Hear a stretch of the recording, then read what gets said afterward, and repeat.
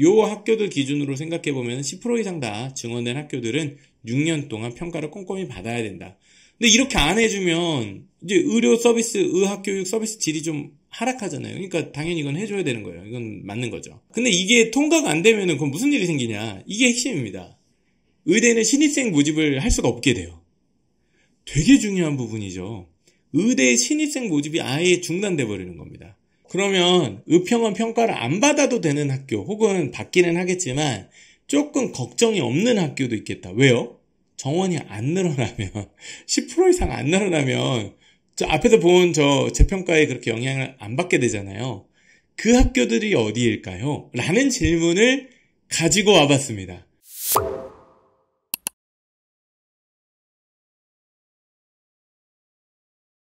의대 정원 확대 이대로 괜찮을까? 의료 시스템의 붕괴다 라는 말이 제일 맞는 것 같아요.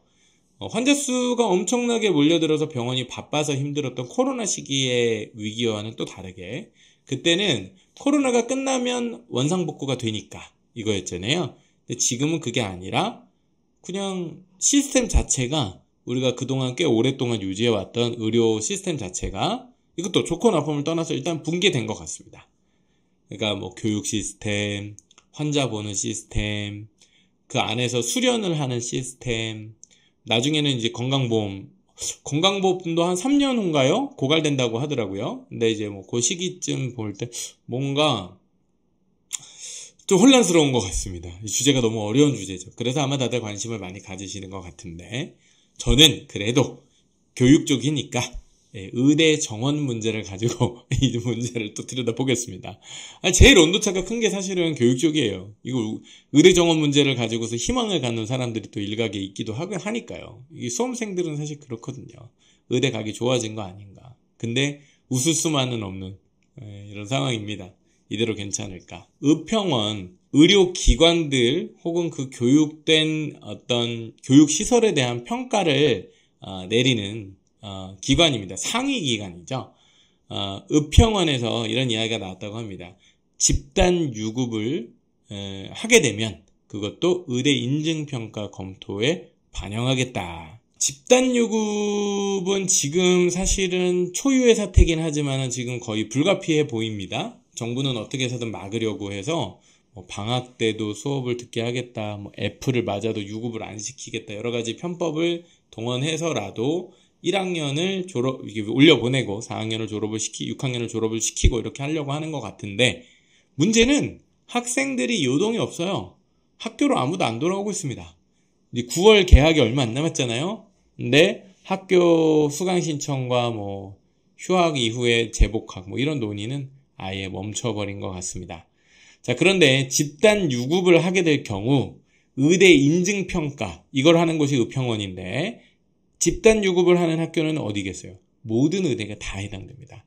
여기도 평가의 그건 뭐예요? 모든 의대가 인증평가를 통과하지 못하게 될 수도 있다는 얘기예요. 물론 그것만 가지고 보는 건 아니고 49개 기준을 적용해서 보겠다. 그래서 11월 말에 주요 변화 계획서 제출을 대학들에게 요구도 하고 근데 의대들이 이제 반발하는 게 뭐냐면은 집단 유급 이거 진짜 반영할 거냐? 집단 유급 그럼 안 걸리는 의대가 어디 있어요? 모든 의대가 다 걸릴 텐데 의평원은 별도로 요구할 계획도 검토하고 있다 얘기는 하고 있는데 중요한 건 어쨌든 집단 유급이라고 하는 요소가 의대 인증평가의 통과에 굉장히 부정적인 영향을 줄 수 있어서 위험하다. 그래서 한국의학교육평가원 의평원 줄여서 의평원이 이제 그런 변화 평가 계획 가이드를 공고를 했어요. 공고를 했는데 설명회를 얼마 전에 하셨더라고요. 그리고 이제 9월 중에 이제 확정안을 공고를 하겠다. 그래서 제가 오늘 가이드라인을 가져오지는 못했는데 원래는 평가 기준이 한 30개 정도 됐는데 많이 늘은 것 같더라고요. 그래서 49개 정도로 좀 더 꼼꼼해졌는데 그렇게 된 이유가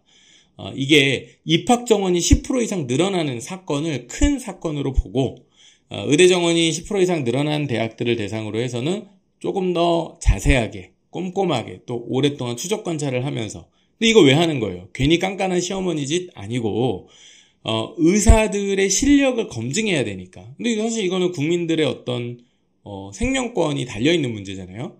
실력 있는 의사가 길러져야 되니까 이거는 사실은 이견의 여지가 있을 수 없는 주제인 것 같아요. 따라서 의평원은 제 할 일을 똑바로 해야 되는 거죠. 그래야 이제 실력 있는 의사 선생님들이 길러지고, 그래야 우리들 일반 국민들의 어떤 뭐 목숨이 생명이 보호받을 수 있는 거니까. 정원이 어디가 제일 많이 늘었는지를 한 번에 보여주는 표예요. 이 표 되게 재밌어요. 의대에 다들 관심 많으시잖아요. 어디가 제일 많이 늘었을까요? 첫 번째 가천대입니다. 가천대. 네, 우리 성남 쪽에 있죠? 작년까지는 40명이었는데 올해 130명으로 증감폭이 320%입니다. 와. 매년 40명씩 뽑을 수 있던 학교였는데 130명을 뽑게 돼서 증감폭이 3배로 늘어났어요. 와. 이 말은 뭐냐면 의대 교육이 부실해질 가능성이 상당히 높은 그걸 이제 단순히 증감폭을 반비를 생각해 본다면은 의료 서비스, 의료 교육의 어떤 질적 하락이 제일 심각할 수도 있는 곳이 가천대일 수 있다는 거예요. 다음 두 번째 볼까요? 가톨릭 관동대. 49명 뽑던 학교가 100명으로 약 51명이 늘어나서 200% 증가했습니다. 다음은 강원대. 49명이던 것이 91명으로 180%. 요 학교들 기준으로 생각해보면 10% 이상 다 증원된 학교들은 6년 동안 평가를 꼼꼼히 받아야 된다. 근데 이렇게 안 해주면 이제 의료 서비스, 의학교육 서비스 질이 좀 하락하잖아요. 그러니까 당연히 이건 해줘야 되는 거예요. 이건 맞는 거죠. 근데 이게 통과가 안 되면은 그럼 무슨 일이 생기냐? 이게 핵심입니다. 의대는 신입생 모집을 할 수가 없게 돼요. 되게 중요한 부분이죠. 의대의 신입생 모집이 아예 중단돼 버리는 겁니다. 자, 최종 결과가 언제 발표된다고요? 내년 2월에. 근데 지금 아까 보셨던 수많은 대학들 중에 제가 볼 때 여러 이유로 평가에 통과하기 힘든 대학이 나올 수 있다 없다? 있다라고 저는 생각합니다. 적어도 몇 개는 걸릴 것이다. 폭탄 돌리기죠? 저 중에 한두 학교라도 신입생 모집 중단되면 어때요? 그러면 이제 그 대학도 큰일이지만 그 대학에 입학한 1학년 학생들도 문제예요. 그러면은 자기네가 6년간 받아야 되는 교육과정이 파행될 텐데, 예, 뭐, 요런 식의 문제.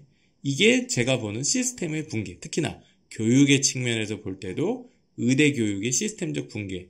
물론 의사 선생님들은 더 자세하게 그 과정을 다 이해하시겠지만, 뭐, 그냥 일반 대학의 어떤 사이클을 입시의 관점에서 보더라도 이것은 굉장히 큰 문제다라고 생각을 할 수 있게 됩니다. 그러면 의평원 평가를 안 받아도 되는 학교, 혹은 받기는 하겠지만, 조금 걱정이 없는 학교도 있겠다. 왜요? 정원이 안 늘어나면 10% 이상 안 늘어나면 저 앞에서 본 저 재평가에 그렇게 영향을 안 받게 되잖아요. 그 학교들이 어디일까요? 라는 질문을 가지고 와봤습니다. 즉 의평원 평가에 상대적으로 조금 걱정이 덜한 의대. 왜냐하면 아무리 의평원이 평가를 세게 해도 모든 대학의 평가 재인증을 다 불허하지는 않을 거 아니에요. 그 중에 뭐 한두 개 대학에 걸리면 거기가 이제 운 나쁘다 얘기하겠죠. 그런데, 그렇다면 상위권 점수를 받는 한 대학들은 다 통과를 할 거 아니에요. 그럼 지금 인원이 늘지 않아서 사실은 지금 정원의 숫자에 영향 변동이 없었던 곳은 매년 받는 평가를 받지 않아도 되거든요. 여기는 부담이 없잖아요. 거기가 어딘가? 자, 첫 번째 서울대 135명, 경희대 110명, 연세대 110명, 한양대 110명, 고려대 106명, 가톨릭대 93명, 중앙대 86명, 이화여대 76. 자, 따라서 어느 정도 100명 언저리 정도 되는 규모를 갖추고 있었던 메이저 의대들, 특히나 서울 소재 의대들, 뭐 우리가 탑5라고 할 수 있는 곳 중에서는 뭐 서울대, 연세대, 가톨릭대 정도겠죠. 성균관대랑 울산대랑은 좀 약간 희비가 엇갈리는 부분인데 그 두 대학을 제외한 나머지 메이저 대학 그리고 서울 소재에 있는 주요 대학들은 인원이 늘지 않았으니까 6년간 매년 평가를 받아야 되는 부담은 없고 올해만 한번 잘 넘어가면 되는 거 아닐까요? 이렇게 한번 생각을 해봤습니다. 그러면 학생들 입장에서 선호도가 조금 더 갈리지 않겠어요? 의평원 평가가 좀 안정적인, 여기는 그래도 시스템 모집이 취소될 일은 없겠다라고 생각할 수 있는 학교와 그게 좀 위험한 학교야. 여기 정원 너무 늘렸는데 300% 늘렸어. 이거 괜찮을까? 이렇게 걱정되는 학교. 이렇게 좀 의대, 그리고 뭐 설령 평가는 통과했다 할지라도 의대 정원이 급격히 늘어난 학교라면 아무래도 교육 서비스의 질적인 하락이 예상이 되겠죠. 그런 부분들을 좀 고려해 본다면은 시스템이 더 안정화되어 있는 학교들이 좀 더 부익부 빈익빈처럼 인기가 더 높아지지 않을까? 이런 생각을 좀 해봤고요. 그럼 이제 반대로 걱정을 많이 해야 되는 학교들, 이제 아까 본 것처럼 비수도권 대학들, 뭐 여기서는 이제 좀 학교 많죠. 여기 다 대부분 해당이 되고요. 경기와 인천 지역 중에서 성균관대, 아주대, 차의과대, 인하대, 가천대. 여기도 이제 주로 뭐 메이저인 이제 성대도 있고 뭐 그 외에도 이제 인기가 많은 인하, 아주 같은 경우도 있으니까요. 자, 요런 학교들은 상당히 이제 덜덜덜덜 하고 있을 수도 있다. 또 이것이 입시 어떤 커트라인 변화에, 예를 들면은 성대 갈 때, 뭐 아주대 갈 때, 인하대 갈 때 가는 것보다 조금은 그 평가에서 좀 안정적이었던 중대나 아니면 한양대나 고민해볼 부분이 되겠죠. 뭐 얼마나 실제로 영향이 있을지는 알 수 없겠습니다만은 그런 것도 한번 재미삼아 생각해 볼 수 있다. 자, 요게 제가 이거 이제 요즘 이제 수시 원서 처리여가지고 이거는 베리타스 알파라고 그 제가 자주 참고해요. 좋은 교육 기사 많이 내주는 언론인데 거기에 그 메인 화면에 떠 있는 기사 4개를 쭈루룩 제가 한번 가지고 와봤어요. 왜 가져왔냐면 이게 너무 재밌어가지고 보세요. 첫 번째, 전국 의대 39개 의대 신입생 중 54% 정도가 N수생이다. 재수생이다. 절반이 재수생이죠. 사실은 수능 보고 오려면은 이제 재수를 하는데 최고가 어디예요? 충북대. 야, 그러니까 이게 뭐냐면은 충북대 의대는 재수해서 가는 경우가 참 많은데 지금 올해 입시가 이렇게 막 요동치잖아요. 그러면은 제가 볼 때는 재학생보다는 재수생들이 더 유리하거든요. 그래서 이런 부분에서 그리고 서울대는 그럼에도 불구하고 21%, 그건 뭐예요? 현역이 그래도 유리한 학교가 의외로 서울대라는 걸 알 수 있죠. 자, 저것도 의대 뉴스입니다. 자, 그 옆에 뉴스 보시면은 내신 1등급 직장인들, 그러니까 회사 다니고 있던 사람들이 의대 교과 전형. 교과 전형은 다른 거 아무것도 안 보고 수능하고 교과 성적만 보는 거. 심지어는 수능 최저를 아예 적용하지 않는 곳도 있어. 어디? 건양대. 따라서 내신이 1.0에 가까운 문과 학생들도 지원할 수 있으니 그런 순천향대가 그렇고, 수능 최저가 적용되지 않는 건양대, 막, 충남 쪽에, 요런 학교들, 이거 뭐 밑지와 본전 아니야 하면서 직장 다니는 사람들 뛰어들려고 하고 있다. 이런 얘기. 그 다음에, 그 밑에 있는 거 볼까요? 인문도 삼킨 의학계열 블랙홀. 2024학년도 수능 인문 1등급의 16% 정도는, 의학계열로 다 갔다. 지금 보는 것처럼 뭐 이제 의학 계열이라는 게 이제 한의대를 포함해서 아니면은 이제 문과생도 갈 수 있는 의대, 뭐 이대라든지 아까 위에서 보신 순천향대 같은 경우 갔을 가능성도 있고요. 그래서 이런 경우가 상당히 이제 심지어는 문과 학생의 1등급도 다 의대 갔다. 자, 여기 왼쪽 보세요.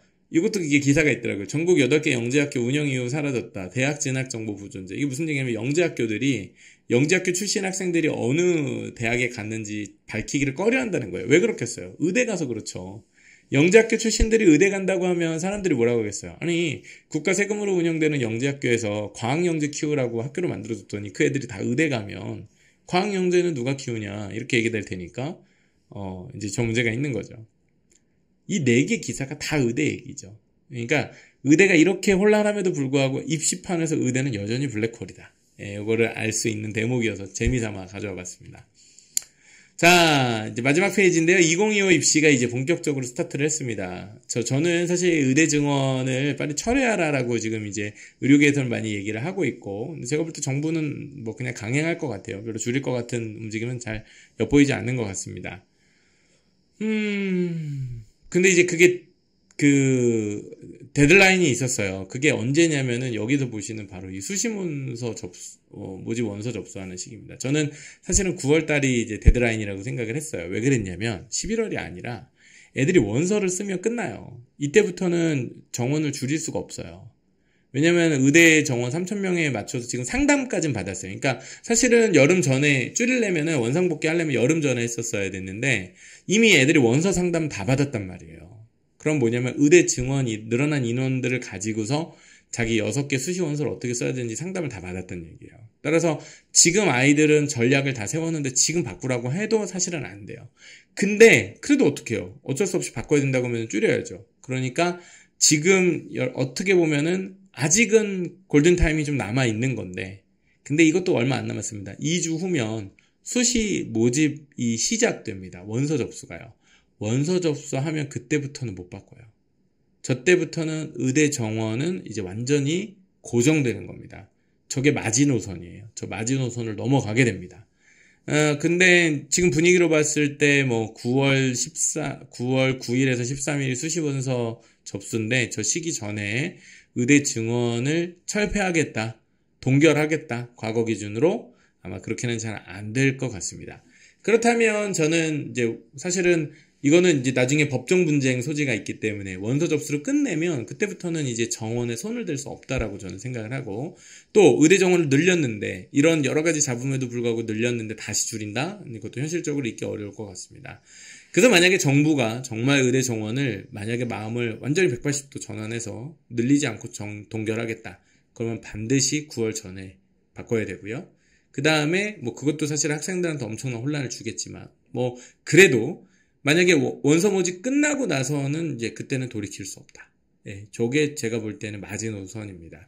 따라서 이런 의대 정원과 관련된 논의는 제가 볼 땐 9월 달이 넘어가게 되면 그때부터는 기정사실화되는, 이게 더 이상 돌이킬 수 없는 사실로 아마 확정이 되지 않을까라고 개인적으로 생각을 해봅니다. 올해 의대 입시 관련된 가장 큰 화두, 키워드 2개 얘기해보라고 하면 지역인재하고 그 다음에 이제 최저죠. 수능 최저 충족률, 이 두 가지 부분인데, 왜 늘어난 것이 다 비수도권 그리고 지역인재 전형에 초점을 맞추고 있기 때문에 그렇고요. 그 다음에 그 지역인재 전형의 수능 최저 기준이 어떻게 적용되느냐에 따라 충족률의 격차가 벌어지고 재학생보다는 재수생 혹은 졸업생 혹은 다른 의대 다니고 있는 학생들에게 다시 기회가 주어질 가능성이 충분하기 때문에 올해 아마 제가 볼 때는 저 원서 접수 보면 알겠지만은 재수생 광풍이 불 겁니다. 그러니까 올해 입시는 그 어느 때보다도 재수생들의 뜨거운 참여가 예상이 되고 일반인들까지 포함해서 아마 재학생 입장에서는 굉장히 힘든 입시가 될 수도 있겠죠. 정원이 늘었다고 반겨할 게 아니라 실제로는 상당히 재학생들한테는 쉽지 않은, 녹록지 않은 입시가 될 가능성도 있다. 이런 점을 말씀을 드려 봅니다.